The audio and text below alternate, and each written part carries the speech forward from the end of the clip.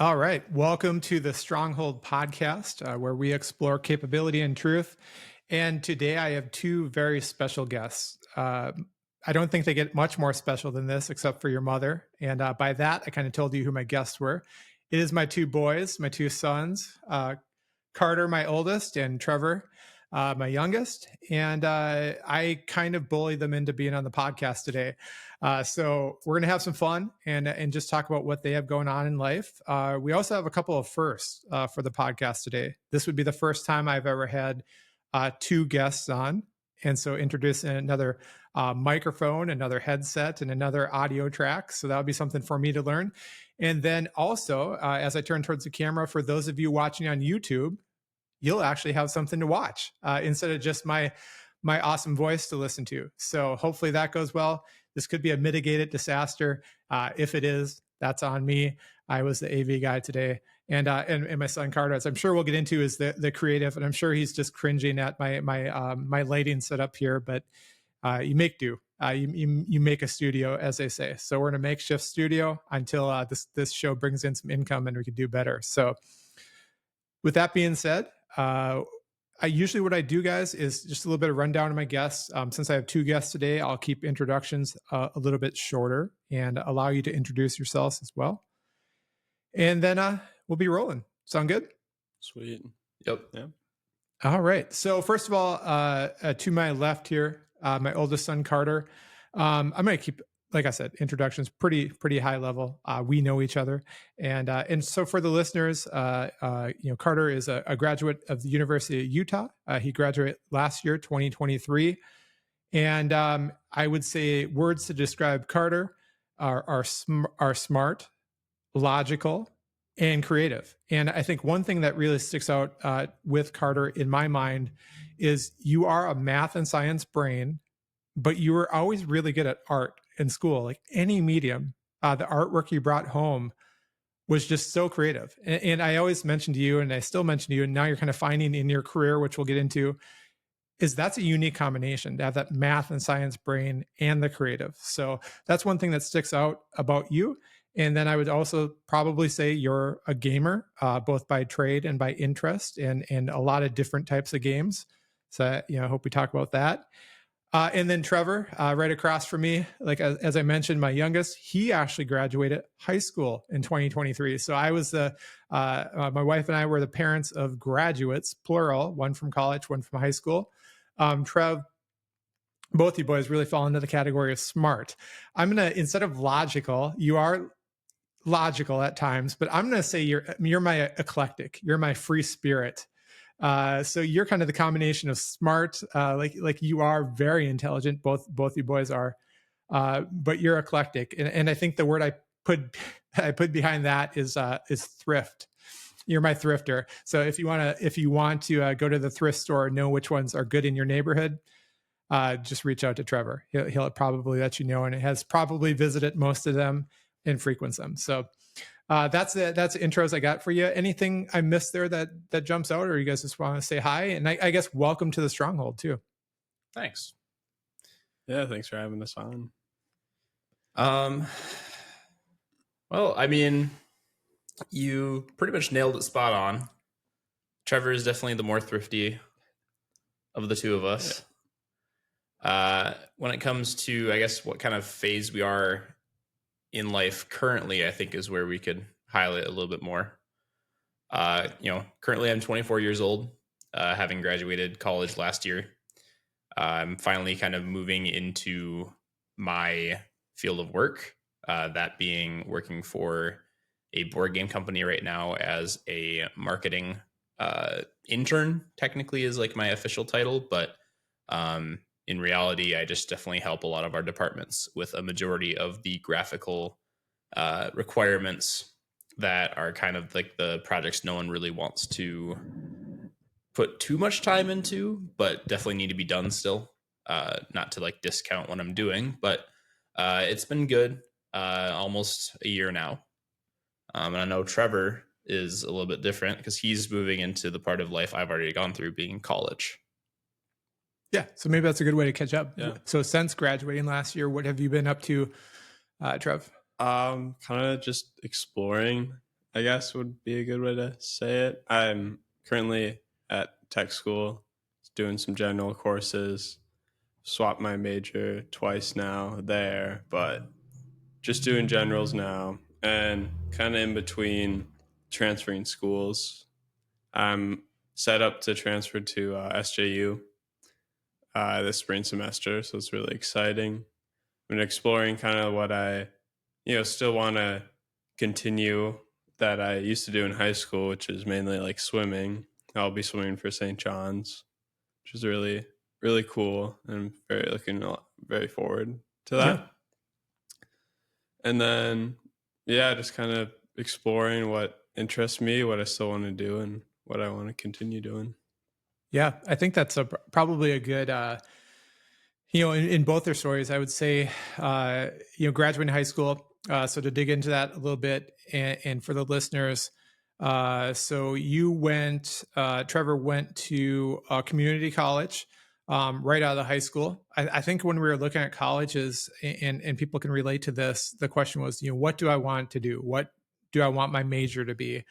And like I think most normal people, that was a hard answer, right? Yeah. I mean, to throw you right to the wolves, and so you just kind of went through that, and I think people can remember back to that. So like maybe you jump into that a little bit, and then we can dig into St. John's a little bit and transferring, because it ended up being a great decision for you, and I think one that was really beneficial, not only financially, but to kind of give you that time to explore too. Yeah. So I mean, like coming kind of to end of my senior year of high school, it was like the big question was like, what do you want to do for the rest of your life? And I'm just like, well, I have no idea. That's a really loaded question. So, I mean, I kind of bounced around. I did a couple work studies while I was in high school and just doing some research and maybe like what majors I want to pursue. And it's like, oh, you're a math brain and you are creative, you should do engineering. I'm like, okay, so I'll look at a couple majors, couple schools with majors for that. And then I was kind of going down that line, and I was like, well, maybe I don't even know what an engineer is. Do I really want to commit $100K to go schooling for that? I don't even know. So I didn't think. Then it was just like a nice breath of fresh air. It's like I can go to tech school, a community college, kind of get some more footing of where I want to go. And that was just a lot better of a choice, I think. So that's what I ended up doing. And then once I was in at my community college, I could kind of get a little taste of a lot of different things just by taking general courses, which led me to, at first, environmental science, which I took a general course of that my first semester. Really liked it. And I swapped over to environmental science then the next semester after as my major. But kind of over the summer, I asked myself again, I was like, oh, is that really what I want to do for the rest of my life? So took a step back and kind of looked at my interest and was like, well, maybe not. So went back to generals, toured a couple schools, and then I think I finally found what school I want to go to for sure. And then I'm still kind of exploring majors, but I'm getting a lot of questions answered. Yeah, and it's interesting. I love this because before we start recording, I mentioned a lot of my listeners will be the dads, and so they have a daughter, they have a son at home, and a couple of things to unpack there is that the idea of going to a community college. Everybody, as they're heading towards senior year of high school or graduating, and you have the grad parties, the question is like always, where are you going? And I think that one thing we do well as a family is we kind of think non-traditional at times, and we're okay with that. As long as it's okay amongst the four of us, then we're okay with it. And the reason I mention that is because the idea of going to a community college, it's not as like celebrated as I'm going to, this huge university or a private college. But for you, And for many, I would just like to emphasize it's worked really well. And we're in the midst of it too now. So, for those families that are looking at, a son or a daughter that maybe they don't know what they want to do, which again, I think is perfectly normal. I think you said you've changed majors twice. I think I changed majors 4, maybe 5 times in college because I was in the same boat. And as you were doing that, very affordable per credit, very good experience around, you had mentioned your community college is actually a technical college too. So it's really like career oriented. The courses tend to, they're turning around students in 1 or 2 years to work in a profession. So there's always that kind of that career mindset on campus. So I think, it was a great experience for you. And then you had mentioned you're going to St. John's here in Minnesota. I wish I had toured that college because I for sure would have played football for them instead of the route I went. Beautiful campus, really engaged faculty, it seems, and staff, and everybody's just like really charged up to be there. And then I think they have 6 or 7 private lakes on hundreds of private acres. So really cool there. So I like this contrast because I would say, Carter, when we started talking before the podcast, you had mentioned something that I wanted to touch on and kind of go back in time. And I think you put it really well. So you graduated in 2019. And so I think by year, we all kind of know what wasn't going on then. And that wasn't COVID. That came shortly after you started college. And there was a whole experience there. I guess from a parent standpoint, and then I want to toss it over to you. In 2019, when we thought about sending you, and you got a great scholarship to the University of Utah, pretty much full ride except for room and board, and in beautiful campus, really good program for what you're going into. However, in 2019, 1,500 miles away from home, that seemed like a lot better idea and a much more manageable idea than it ended up being when you kind of went into COVID. So, not to cast it from a negative light, but just maybe you want to talk about a little bit of jumping from high school, maybe independent of COVID, just kind of being away from home, like a long distance for the first time. Because again, we got a lot of parents listening and maybe they're thinking about sending their son or daughter off to that distance. And then, what are you thinking about the University of Utah experience as a whole? Yeah, I think Trevor and I have a pretty good kind of dichotomy between us. Trevor has gone more of the community college route, is finding out what he wants to do for the rest of his life, or even just like the next chapter of his life, right? Because you can go to college once and get a degree and start working in it, but there's no reason that you can't go back to learn something else that you might become passionate about later in life. On the flip side of it, though, I went to the University of Utah with my major in mind, Bachelor of Science in Game Design, and I proceeded to stick through it for 4 years. So push comes to shove, I didn't change my major at all. In reality, I probably changed kind of like what I wanted to do with my major from start to finish. I first intended to get a minor in computer science and go more of the independent game developer or coding route, and then proceeded to find that I really enjoyed user interface and user experience design rather than the actual coding, which has allowed me to go into marketing. But all things considered, with COVID, kind of threw a wrench in that plan. 2019 to 2023 was the years I went to school. So the tail end of my freshman year is when COVID really hit. I distinctly remember that year we had about a 2-week or 3-week period where all the rooming assistants, or the RAs, went on strike because of the COVID scenario. So we went from having 7 to 8 months of independence to, all right, there's only 3 people living in the dorm room on the same dorm floor as me, and all of us are kind of forced to be friends. The drastic change from, okay, I'm, sticking my feet in the water, I'm starting to learn how to be independent, I'm 1,500 miles from home, like how do I do my laundry? How do I determine my schedule? And all of a sudden flipping the switch over to, okay, cool. My dad's on the way home through a blizzard, and however many other things are in between me and him via car ride, so that the university who is kicking me out doesn't just, put me out on the street.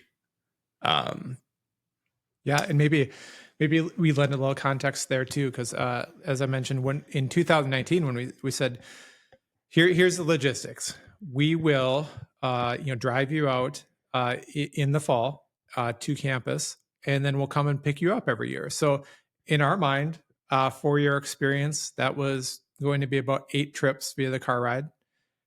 And I don't know, we lost count, but what do you think? We made 6 for sure, 6 car trips, because we drove you kind of mid-year out and then back again. So yeah, probably it ended up being considerably more. Yeah, I mean, we can track it too, because freshman year, you guys drove me out originally, and then when COVID forced the university to shut down campus dorms, you drove out and picked me up again. So that's 2. Sophomore year, being a little bit naive, I had chose to apply for housing on campus again, thinking that COVID would definitely clean up and, surely we could go back to in-person. It was way past 2 weeks to flatten the curve. Yeah. So, needless to say, I was 6 months, back in Utah for a month and a half before quickly realizing that was not going to be the case. So that's another 2, sophomore year. Did the remainder of sophomore year online, which, I think a lot of people are very, very quick to purposefully forget or be ignorant towards, but online schooling is not all it's cracked up to be at all. And I think a lot of people my age and Trevor's age have really had to just kind of go through the ringer. It's not fun. No one really likes to talk about it, but I think it's had a lot of effects on people. Junior year, pretty typical. We were back in person, but of course, classes where will they, won't they close this down, or, okay, well, someone in your class had COVID, so therefore the remainder of the class is going to be online for the semester. And universities just kind of felt like they were winging it. And then senior year, things were more so back on pace, but you could definitely tell that what was and wasn't allowed as a campus was different from the start. Yeah. And, that's, I think about those logistics. And so this podcast will also be a look into the mind of Gen Z, right? I think I got that generation right. I never remember which one I am. So, but, it is that experience. And, before we start recording it, you had mentioned that, and calling that out, that people forget, the online learning experience. I am a professor online, and I would say that our classroom is set up from the get-go, and actually got my master's through the same university, and they're set up to be an online learning institution. So the fundamentals, the tools, the setup is there. And I think that people look at that, and maybe they do a lot of remote work or did a lot of remote work going into COVID, and they don't appreciate that. We're set up to be successful in that scenario. The University of Utah, for instance, where you were at, was not. I mean, they're kind of making it up as they went. And I would say, from a parent's perspective, did they discount the credits? No, they actually raised the cost per credit every year that you went there. So I think we've established certainly not the same learning experience for you. And it's not like you were getting a discount, but you were going through it. And I think that, one thing that we talk about always as a family is that through COVID, we didn't want to be the victims. We didn't want to say like, oh, poor us. And I think that we all we toughened up, we leveled up a little bit, we became closer as a family. It definitely raised our attention as to like what a governor of a state can do to us if he or she chooses to do, what type of freedoms they can withhold, or what type of power they can exercise. So that's definitely a learning experience. But maybe talk about a little bit, because you got into it a little bit about learning to, where's your food going to come from, cooking your food, doing your laundry. I mean, what other challenges were there? Because one that I think of and maybe want to touch on is just even friendships. Like you get onto campus and you're 1,500 miles away from home. What was like establishing friendships like if you're masked up and everybody's kind of like a little hesitant to be around each other, or you just weren't even allowed to be around each other? So what was that kind of like? Well, I can definitely attribute to the fact that campuses had rules that you had to follow. And oftentimes it was at the threat of having your housing contract pulled or some sort of fine thrown your way. For myself, my sophomore year, I had a loft on campus. I was looking forward to having people over in my dorm because we had a kitchen, we had a living room. Like it was a nice view of the campus. And lo and behold, housing said, hey, you guys can't have anyone in your room that isn't you or your roommates. And if we find out that you do, we're pulling your housing contract. So, and obviously that only lasted a month and a half because at that point I realized that I was paying for something I didn't need, which was to be living on campus, especially when I could just move home and do all my courses online because they weren't going to be in person. All things considered, it's tough. It was a lot of work trying to like find friends through that period of time. And, obviously college campuses tend to be a little bit more politically inclined or politically public rather than, like a supermarket or something else, right? Like you have a lot of students who aren't afraid to share their opinions. And when your opinion is clearly stated kind of with your mask or with your sign or with your t-shirt, it's not easy to ignore those things. So at that period of time where you're going through college and, like the county is forcing masks everywhere, it clearly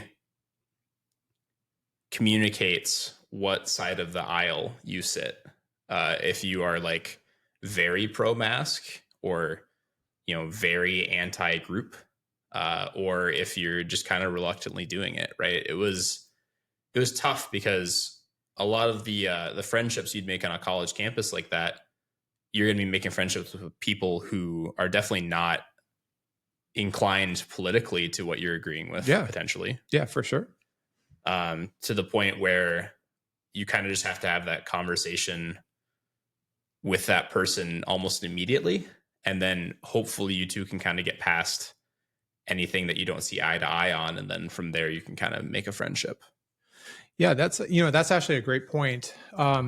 That was really hard, as a parent. And I mean, for most of my listeners, they won't care. I mean, we're kind of dancing around it, but the University of Utah, you might look at Utah and say, oh, that's such a red state, so conservative. And, it certainly is. But as in most cases, if you go towards the university of any state, you kind of find the liberal population. And so I kind of want to bookend that because that's perfectly fine.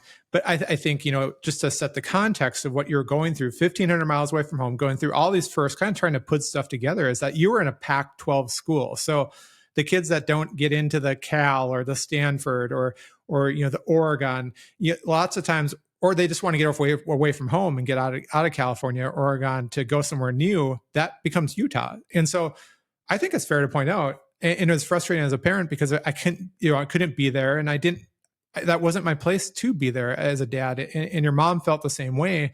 But we saw you struggling. And I think you pointed out something great too, is like in a normal academic setting, I think if you have conservative values and you went to a campus, I don't think it's that big of a deal. Like, you hang with kids, you go to lunch with them, you're in a class with them, maybe you're in a lab study or something.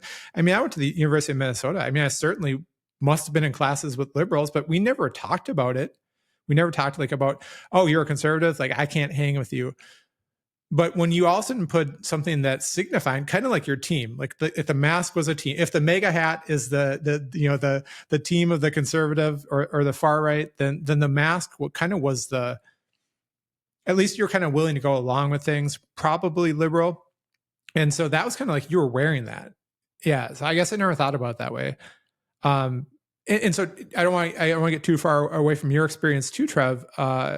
So maybe from the high school perspective, I forget, it's those 3 years are really hazy, like as far as what was what. And I'm sure for both of you too now. But from a high school standpoint, what was that like? Because you, let's see, that would have been 2020. You were going into your sophomore year. So you guys kind of Yeah. coincide high school years with college years. So you're going into your sophomore year. And what was all that like initially? Well, I mean, at first, like when we hopped into our sophomore year, it was a hybrid schedule. So it was like one day you'd be in person, the next you'd be online. That's right. And the way they split it was uh, the first half of the alphabet goes to school on Monday, Wednesday, and every other Friday. And then the last half of the alphabet is Tuesday, Thursday, and every other Friday in person. So basically, you had it where half of my friend group that I already had from middle school and freshman year was in school when I was in school, and then the other half I didn't see ever. So it was really weird. It was really weird dynamic. Everyone was really trying to figure it out. All the teachers were super stressed because all the high school teachers had no idea how to do online. We had a quarter of completely online at the end of freshman year, but like that was just a cakewalk because no one was ready. So all the classes were just pretty much just like to say you were going to high school and say you logged on, but like it really wasn't school. And then moving out of hybrid, if I remember correctly, the last half of my sophomore year was in person. They did I know they took like a month like completely online, I think in December and a little bit of January to like I know with like our sports got pushed back. Like swimming normally start of December and it started in January. It was a whole month later. Right. And then it was either the last half of the year or the last quarter was in person, but all masks. So that was a little hard because if you didn't like know someone in your grade or another grade, you can't see their face. Like, so you don't really meet new people unless they're in your class or if your friends introduce you to them. So like there's a barrier there. And going to my high school, there was like the people would be either really strict about like like following COVID stuff, like masks, or they'd be, against it. So that was a thing that you would face like almost immediately because every student had to wear a mask at technically all times, but not everyone followed it. So you would have like it would be almost like the team symbol where like you would have people who are wearing two masks, or you would have someone who almost never wears a mask and it just gets yelled at by the administration. Right. So like you would have that barrier. You would have the barrier of not being able to really see people and then be able to see their faces. And then like in the first half of that year, having the barrier of I am only in school with the first half of the alphabet, last name by last name. So it's just like a lot of stuff to get past there. So, touching back on your excitement for your future semester at St. John's and swimming again, do you feel that your high school athletic experience was like drastically affected by COVID? Like affected, it was definitely affected by COVID. I don't think athletically, like it was mainly just my classes and school that was affected rather than athletics. Because we were still able to practice as a team. We just had some restrictions, but we still had big team aspects when COVID was still like going. The biggest thing was my freshman year, because COVID hit in the spring, so then our track season just got cut immediately. So there's no no track freshman year, so I never really got to experience that. And then kind of over that summer, a lot of summer training was affected. But I mean, overall, I don't think COVID really affected my athletics too much. Yeah, that's right. I actually forgot that for your swim meets, we actually watched most of your, I think then sophomore year Yeah. on video. So Yeah. there was no, I mean, so you had your swim meets, but there was no, no spectators allowed. So Yeah. we watched most, and the worst things in life. And Ashley, hey, in the wintertime, not having to travel to, wherever Minnesota in the snowstorm, in the cold, and have our drinks and refreshments right here. Jokingly, there's worse things to go through, but yeah, no, it was impacted. And as we're going through this, and as I kind of set up with your introductions, and maybe I really like hearing this because I think that people need to remember what happened, and I also think that, like I said, a lot of my listeners will be me. They didn't go through the school experience. We went through it secondhand. Seeing what each of you went through. But I set up in your intros, both of you are really highly intelligent. One thing we always talked about as far as expectation of grades is, you didn't have to get straight A's. You didn't have to be 4.0 students. But we always we also then kind of said, but why wouldn't you be? Because even before COVID, the bar was pretty low in public education. And Minnesota is a pretty highly educated state. The public educational system, I mean, I laugh, but I've lived in states like Tennessee where it's definitely lower standards. And so we said, like, you pretty much can be straight A students if you apply yourself a little bit. Like their bar is pretty low, and both of you exceeded expectations, and you're great students and you're great learners, and you were always really nice young men. And so you're respectful toward your teachers. But maybe talk a little bit about classmates that you saw that didn't fit into that category, because you guys adapted on the fly. You adapted to online learning, and now I'm in Utah, and now I'm home, and now I'm in Utah again. And I think you both adapted to that really well. So I want to compliment you on that. But when we talk about like what's coming up from Gen Z and your generation, like maybe you can speak to that. Like, what was it for some of your classmates that maybe school doesn't come as easily, or maybe they didn't have as easy of a course through that? I think Gen Z in general, I think it is very easy to poke fun at them, or us, I guess. We are a part of it. Yeah. And, I think one of the more consistent jokes made is the quote unquote like iPad kid, which, a lot of our generation was raised with electronics very, very close at hand. Whether that was like, 5, 6, 7 years of age, or just kind of like the later parts of middle school and high school.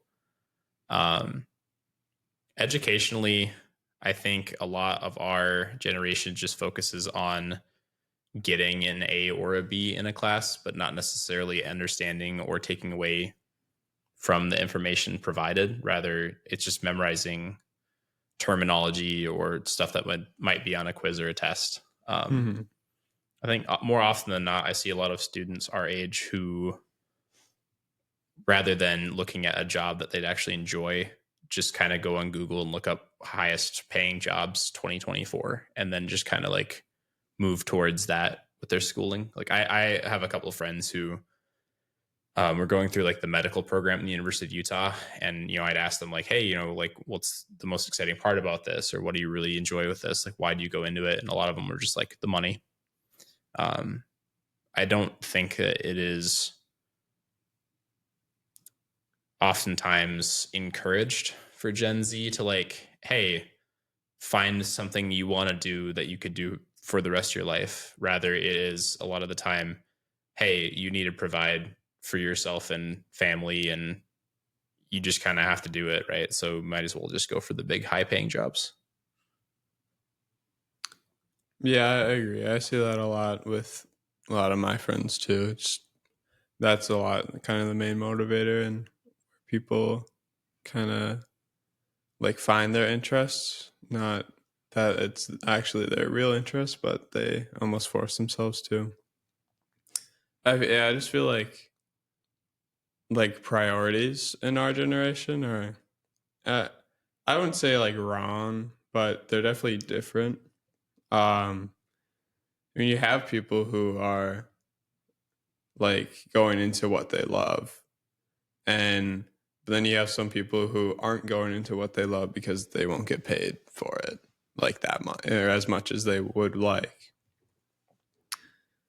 So I think that's definitely a big part of what we were looking at. Yeah, that's I think it's all about like accessibility for your generation too. I think back to even when I was graduating from, well, for sure high school, and then certainly for college too. You knew what like lawyers made, you knew what doctors made, you knew that they were well paid. But you mentioned Carter doing a Google search of highest paying professions. There wasn't Google searches really, and I know. Feel free to laugh at how old Dad is now, but the point being is like we really did think about it. I think that I definitely certainly did not know what I wanted to do, and I mentioned changing majors probably 5 or 6 times, but I really didn't think about what I could do that would make money. I didn't think about it that way. I thought about something that I wanted to do that I enjoyed, something that I wanted to do that I could pursue. I think that one thing that's interesting. So I think that we're a family that always tries to look on, the bright side. We rally around each other. We support you boys. You support Mom and I a lot in our endeavors. Coming out of COVID, I'm wondering if there's maybe a lesson that you took away, maybe something, it could be, I know, Carter, one thing that was interesting that you had mentioned, going to college to be in the engineering program to do game design. It was video game design, but that changed when you as you finished up college. You kind of changed your focus, and I think that was somewhat to do with being isolated and withdrawn from people and having a lot of screen time. Maybe you can jump into that, and then maybe everybody that listens to this podcast is going to hear about how I changed and how COVID changed me. But I want to hear it from each of you, because I think that we looked for those things as a family about how can we level up, and how can we look on the bright side of things, and how can we support each other. And I think we did a really good job doing that, but I'd be curious as to how each of you see that. Yeah. Kind of going back to like where my headspace was entering college. I loved video games. It was such a cool medium that you could tell stories with. And whether or not you were a coder, an artist, a storyteller, a script writer, audio designer, whatever, like you could make really, really cool things with it. And that fact has not changed since then. But having gone through the whole COVID scenario, having had my entire sophomore year online, having had no ability to see any of my friends, that entire year really changed my priorities with what I wanted to do with my major. Currently I play a lot of card games, and I think the main reason for that is because somewhere in that, 2020, 2021 span, I figured out that I really enjoy seeing people in person, and being able to have conversations with people and laugh and enjoy my time like face to face with people across from one another at like a table playing board games or card games. And I think COVID really highlighted just how much I missed conversing with people, being social. Like it's crazy, right? Because with the number of card games I play, a majority of them, as a result of COVID, have very large online player bases. And that removes this element of bluffing. It removes an element of like joking or any back and forth conversation you have with a person. You're playing up against someone who's on the other side of a screen, and you're never going to have a conversation with that person. Which is why, I've tried to move towards more board games or card games with what I want to do with my major. Because I really think that it is important for people to see each other face to face and to spend time with one another, whether or not you like that person. It's social skills, right? A lot of people have trouble with that now, and I think it's something that a lot of people take for granted. I think that sophomore year really hit me hard, like at a personal level, which is, I really enjoyed seeing people on a day-to-day basis. And as much as I love my family, that was 9 months of the only people I was seeing face to face being my family. Yeah. And, and it's no knock on you guys, but I think No. that would drive anyone up a wall. Yeah. Yeah, so maybe to repeat, I've never had two guests before, so it's usually throw the question out there. So yeah, I mean, kind of the question would be coming out of COVID. How do you feel? Like, what were some lessons or takeaways, or did you get better in areas, or did that whole experience change you? Yeah, like if I remember back to my high school experience, like before COVID hit, so my first 3 quarters of my freshman year.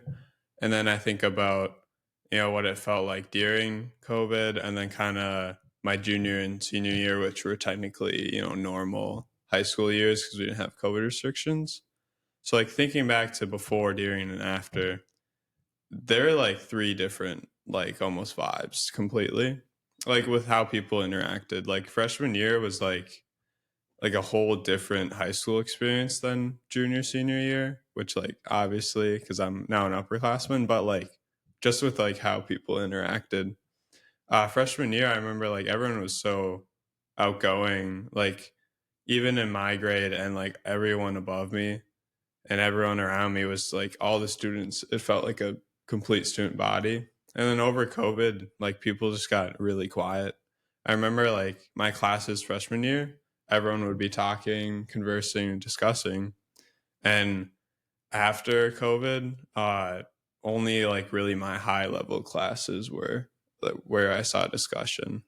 Even now that I'm in college classes, our class, a lot of my classmates never talk in class, which is kind of crazy. Like they're paying for their class. Yeah. So even like there's even more reason to like kind of take charge in your education, where a lot of students I feel like just lost that over COVID.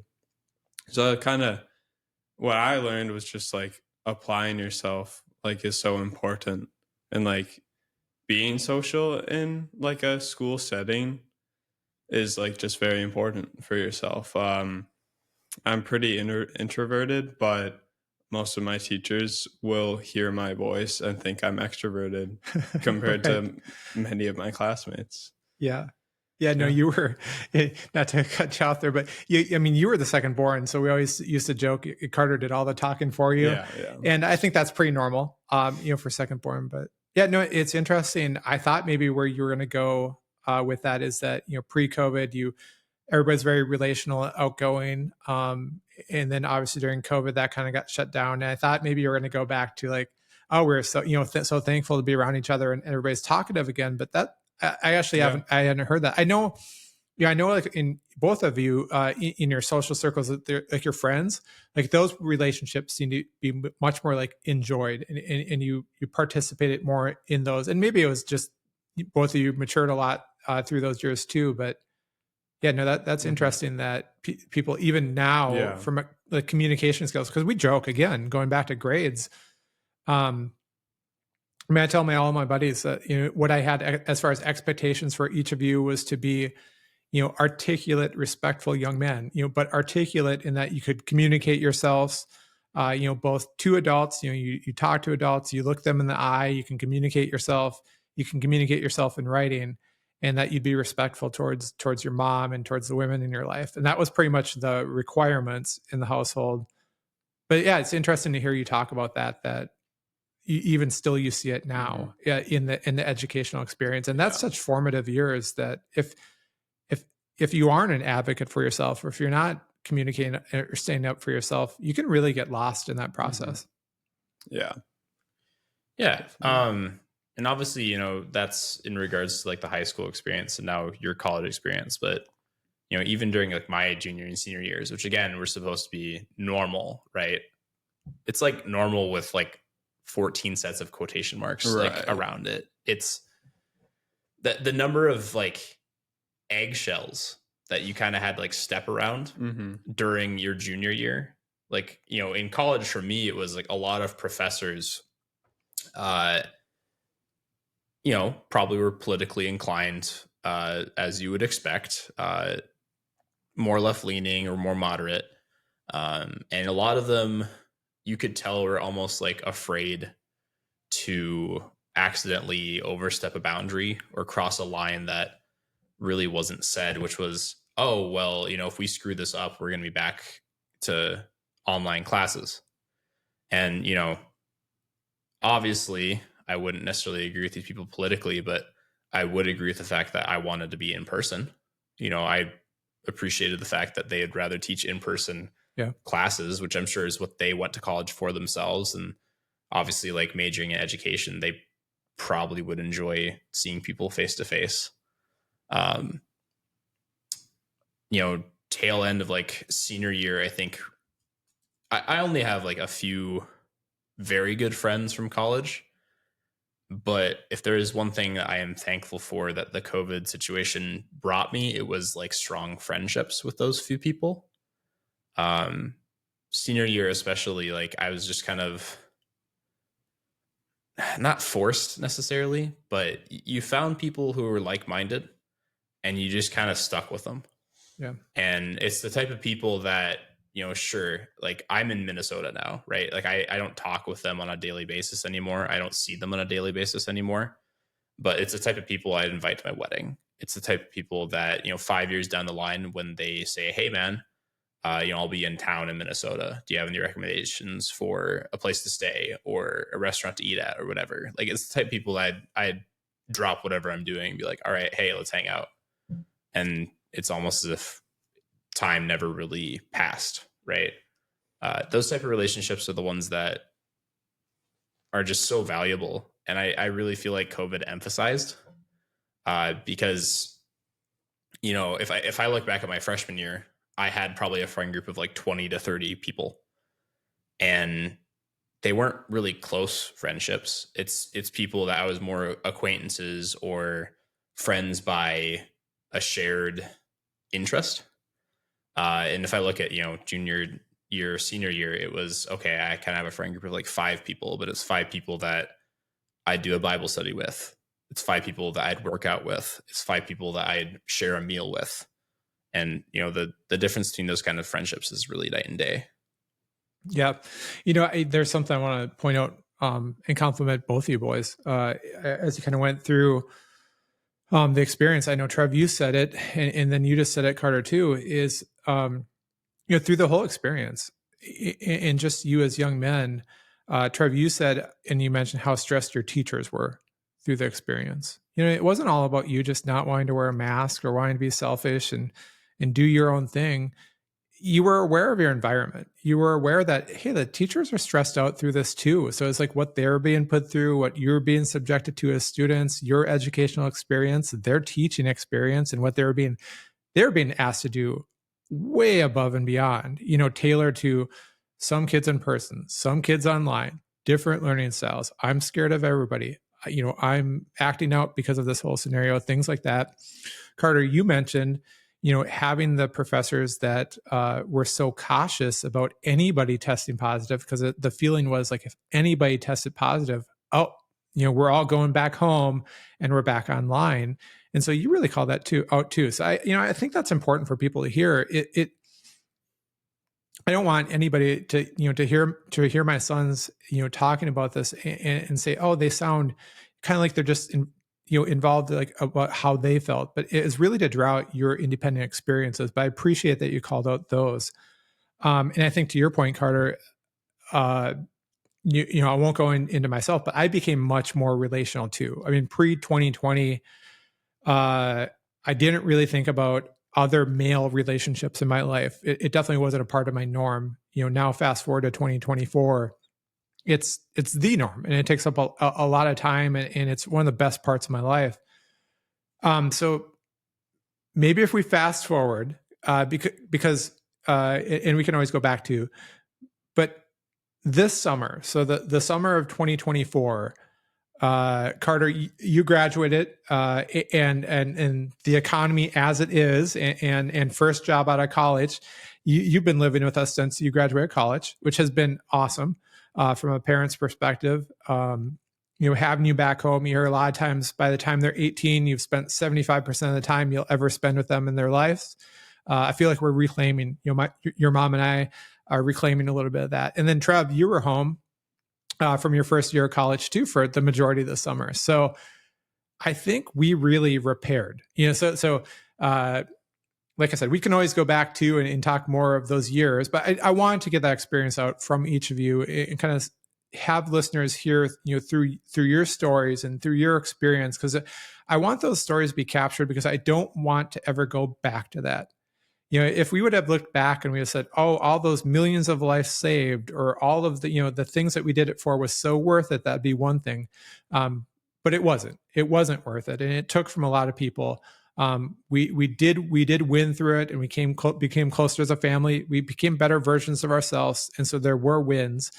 But this summer, and so we just hosted Thanksgiving last Friday, and your Uncle Dave mentioned one of the things he's thankful for is where his kids are going, what they have going on in their lives, and I can echo that. I'm so excited for both of you, like what you got going on. But he also mentioned their kids are home living with them for a while now too, and I'm sure he feels like he's reclaiming that time. But I feel like this summer specifically was like a summer of repair, because we had a blast. But maybe you guys can kind of like call out some things that you liked. I know if I have to call out one, I'll take pickleball. So you guys got me into pickleball finally, and that was a blast, because we just live right down the street from a court, and we were running out there. But like, what are some things? Do you guys kind of feel that same way? You don't have to, maybe it's just Dad being nostalgic, but maybe what stood out about the summer? And did you kind of feel like you got back to like normal? Because you said normal in quotation marks, and I think you're right. I think we're all walking on pins and needles for a while there, Carter. Yeah, I definitely feel the same way about this last summer. We were together the past summers because of COVID. Like, we kind of had to be home, but like that obviously didn't feel normal. And I'm not like knocking you guys, but it's like almost felt forced. Like I had to be home like constantly, just because of we had to stay inside or whatever. And then just compared to this last summer, like we spent all together, it like just felt normal. It felt like we wanted to be here, not like we were forced to be home. It felt good to like, go to the park and play pickleball, just because it was a hot summer night, the sun's out, we're not doing anything, you want to go play pickleball, and then come home, and that was just like normal. It just felt like good, and it felt like it was almost like we're repairing or recovering. I guess for me, I might be stealing Carter's, but I would say like game nights. So pickleball and game nights are definitely big things. I've played a lot of card games, board games, all that. That was just nice to do. And it was just like a nice thing to like kind of join together as a family and like play games. Even though, sometimes it got heated. We got mad. But it was like a good mad. It was like a friendly mad, So I'd say definitely agree the summer was like kind of recovering. It did feel more normal than a lot of the past years that our summers have like felt. But yeah. I think Trevor and I are very blessed to have parents that we don't just tolerate, but we rather enjoy spending time with. I can say I think a lot of my friends or the acquaintances that I had in college I don't think any one of them had a better relationship with their parents than I did. It speaks a lot about how Trevor and I have been raised, that we are willing to, not even just willing, right? But we enjoy spending time with our parents and playing games and watching shows and eating meals and playing pickleball and getting mad at our dad because he keeps hitting it in the stupid corner of the court where you can't get there. And then being willing to like do that all over again the next day. I really think that the norm has shifted since COVID hit. And I think that people in Gen Z, our generation, need to be more accepting of the fact that it's okay to live at home for a while, during or after college. I don't think that financially it is very reliable to be able to move out on your own between the ages of 18 and 21 and like make it. I think a lot of people take that for granted now, Yeah.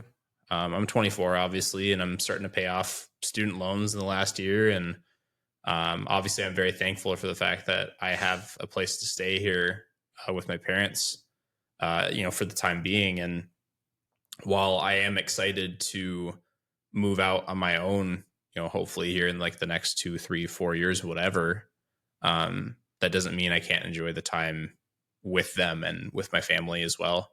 And I'm also very happy with the fact that it is a regular conversation in this house of how can we kind of live around the same area, or how can we stay around each other too. It's not the type of thing where, oh, I'm moving out in 2 years. Cool. Not going to really see you guys until, Thanksgiving, Christmas every year. And that's it. But rather, hey, it would be pretty cool if we were still 30 minutes away from each other and we could go over for a meal or go out to a restaurant or go see a movie or whatever. Family stays together. COVID taught a lot of people that. Yeah.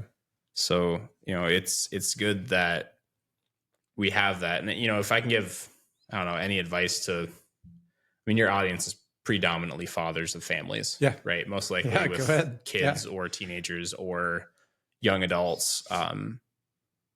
Cherish the moment, live in the moment, enjoy the time when you can, and enjoy the time that you're able to spend with your family members. Cause it's from our perspective, from the young kid or teenager or young adult, from our perspective, I think that our generation sometimes has trouble with that. I don't think it's very common for our generation to have a very good relationship with their parents. Right. Yeah. No, you have to, cherish it. That's really good. That's really good advice, because you start to look forward to all the things that you guys gone through in the last few years. And I know as a parent, with you, Carter, that you were kind of always the first, you were the trendsetter. And I want to, I want to save maybe the topic of like, what are we training for and where are we going after for maybe another summer podcast. If you guys are not totally burnt out on this process, I'm having fun. So it's fun to hear, sit down and be intentional and hear your guys' experiences. But I will say that you've always kind of been the trendsetter for the family, Carter, in that you've been the first. You're the firstborn. That changed our family. You were the first big brother. You were the first to graduate high school. You were the first to go to college. And when people hear, and I've mentioned on the podcast before, so this is the Carter that I was sitting on a beach with in 2018, and you were going into your senior year of high school, and we were sitting out at the Buffalo Triathlon at the beginning of June. And you were, just shredded, as swimmers, both of you guys, like, just amazing, in amazing shape and amazing work ethic. And you're doing that try, and I'm sitting there kind of assessing my life and really looking at it as I used to be an athlete. And, to give you credit in person, and I know we've had this conversation before, but that's you, so you've always set that trend. So it's exciting. And now you've gone forward, and you're the first one out of you and your brother to, get a career and get that going. And so I like that. And so I would say right back at you, cherish that moment, cherish this experience, cherish, making what will, someday you'll laugh at what you made. I remember, when I got out of college and when I finally found a job, I told mom, came home from the first interview, and they said, you'll be making $26,000 a year. And I was like, Oh my God, we're so rich because we were such poor college students at that time. And so that's going to change. And I remember that moment. I did cherish it with your mom and being a young married couple. And we had you. You were running around too. And I guess so. So on that note, and so I mean, we have I hope you guys join me for another episode down the road. And like I said, maybe we can talk training as we get into like triathlon. And you guys are both back in the pool swimming, which is awesome. I'm trying to. You guys make it look so easy. Congratulations on being awesome. But maybe we talk about that and maybe kind of go with what you're looking forward to. Like what's next, what's coming up. What are you excited about as we turn the calendar here into 2025? Well, I think one thing I've been really taking advantage of with now having a job or a career that I've started is living at home. I don't have to really pay rent, right? Like obviously, like I do my best to fill up the car with gas. I do my best to do dishes every once in a while and still like support the family at home. But most of my income is either A, going to pay back my student loans right now, or B, going into savings. And what's really cool about kind of having a pretty big disposable income like that is being able to travel. With the card games I play competitively, I still have that community from Utah that I'm a part of and that I still chat with online, but it's pretty cool because I get to see these guys, 2 or 3 times a year at these like larger tournaments, like this past fall or like, kind of late summer, went to Minneapolis to compete at US Nationals. Awesome. That was a lot of fun. This upcoming, 2 weeks from now, I'm going to Chicago. Awesome. I get to see some of these guys and just really enjoy something we couldn't do during COVID, which was travel. Right.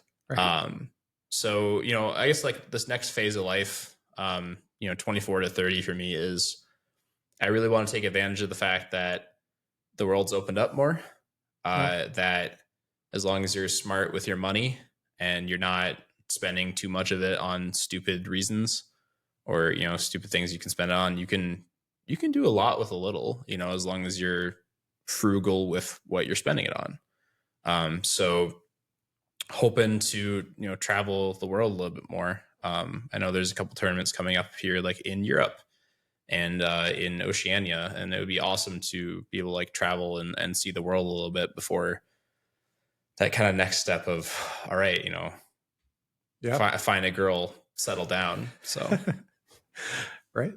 Yeah. I think for like said it earlier, I'm just looking forward to my transfer to St. John's. That's kind of like the biggest thing in my kind of my stage of life right now. It's going from like tech school it's really opened up a lot for me, but like I almost just feel like I'm just waiting to transfer this like past semester, just because I'm just been looking forward to it so much.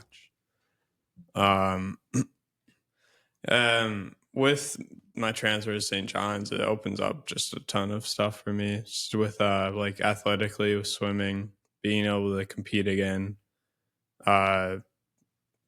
That's awesome. I definitely missed that since high school ended. And then after, I mean, it'll be a short season because I'm hopping in mid swim season, and then after that, it'll just be like, oh, I'm at a new university, a new college with new people, new experiences, and a lot of stuff to look forward to. So kind of just looking forward to my transfer, being able to swim again. I've been staying in shape, but it's just like wanting to even go further than I've ever been. I know in like high school I wasn't in very good shape, but in college swimming I'll be in the best shape of my life so far. Not the best shape in relative terms. For most normal human beings that don't swim, you are in phenomenal shape. Thank you. But So yeah, real quick. So I always laugh, like you guys live the Barton life. You've got it made. So you're traveling to, when's your next travel? Chicago, December 13th. Okay. So you're going to Chicago. That'll be an awesome trip. And you're going to Puerto Rico. Right. For your training trip. Oh, you just forgot about. See, that's what kind of life these boys leave, or live. They just forget that they're going to like Chicago and Puerto Rico on these fun trips. So no, that should be. I'm excited for you guys. That is really a big part. I don't know that I traveled too much. Like we took the road trips out west. With you and your grandpa Bob. I don't know that those were all that fun, but they were road trips and they were memorable. So you guys get to make those memories now. So yeah. I don't know, just like if you just take advantage of holiday deals or purchasing your plane tickets months ahead of time, and you take advantage of like the Airbnbs and Ubers, and you just eat cheap and make sure you're not like splurging on restaurants or stuff like that. Like travels, I don't know, like I always thought it was like crazy traveling like the world and stuff like that, but the more and more I buy a plane ticket, or this upcoming trip to Chicago, I'm taking a train. I don't know, as long as you're not like picky, you can kind of just do it. Yeah, no, it's gonna be fun trips for you guys, and I'm excited for the year ahead. It really does feel like things are starting to free up a little bit. The summer was definitely rejuvenating, and a lot of restoration, I think, for our family. We've got adventures. Trev, you're maybe the culprit in this, texting your dad after our lab passed away this last February, Ranger, and kind of now recovered from that. You texted that there's free puppies that one of your friends' parts of their family is having. So I think next time maybe we sit down as a podcast, we'll be talking about how we've replaced you two with our 2 new puppies, because I think that's coming. Dude, it's such a funny story too, because so Trevor and I have jokingly said to one another, all right, like, are we getting mom and dad a new dog for Christmas or whatever? And being responsible about it, getting a dog for someone without asking is probably not a good idea. And it's primarily out of the fact that you're handing them a responsibility and that they didn't ask for it necessarily. Trevor calls me out of the blue and goes, hey, my friend's grandpa, his dog just had puppies or is about to have puppies. What do you think about getting mom and dad 1 or 2 for Christmas or whatever? And I distinctly said to him, I was like, well, we could do that. Or we could be responsible and like, maybe not. And Trevor goes, well, I could just like call dad. I'm like, well, I didn't really think about that decision. I was like, yeah, go for it. And then, a few hours later, mom texts in the group chat. She goes, guess who's going to see puppies on, Friday? And I'm just going like, oh my gosh, he actually did it. Yeah. As they say, twist my arm. You didn't really have to, it was pretty much twisted already. I was just waiting for a little, whatever, life's prompt to come up. So Labrador puppies out there for the taking was a good prompt. So, well, and time flies. I don't even know how much time we got in this podcast already, but I want to thank you boys, and for first of all, being an encouragement to me, both from getting in shape and really, you talked about the influence of your parents, Carter. It goes both ways. Like the influence that you set, the example that you set of being physical and being in shape and chasing something athletically, that really reignited for me. I think that reigniting for me, that translated, and we'll talk about this maybe on a separate podcast. Like I said, maybe a training summer podcast, but I think we all feed off each other, in the household and in life. And so it's exciting where you guys are going now. Hopefully this, me going down this podcast adventure, both of you are so creative. It gets you down some type of creative pursuits too. And I'm sure it will, but, I just appreciate everybody listening in today. Hopefully this kind of gives, if you are that dad out there, if you are that mom out there and you've got kids coming up, into high school, in college, hopefully this gives you a little bit of a look inside, into what they have going on. We're so thankful, your mom and I, to have you both home as much as you are, and hope that home is always a safe and loving place. And and I believe it will be. So exciting times ahead. But I think we'll maybe put it, like I say, these great conversations like this, put a pause on it, and we'll pick it up again down the road. So thanks again for making it and putting up with your dad and being on the podcast today. So as always, thank you for joining me and listening into the Stronghold Podcast.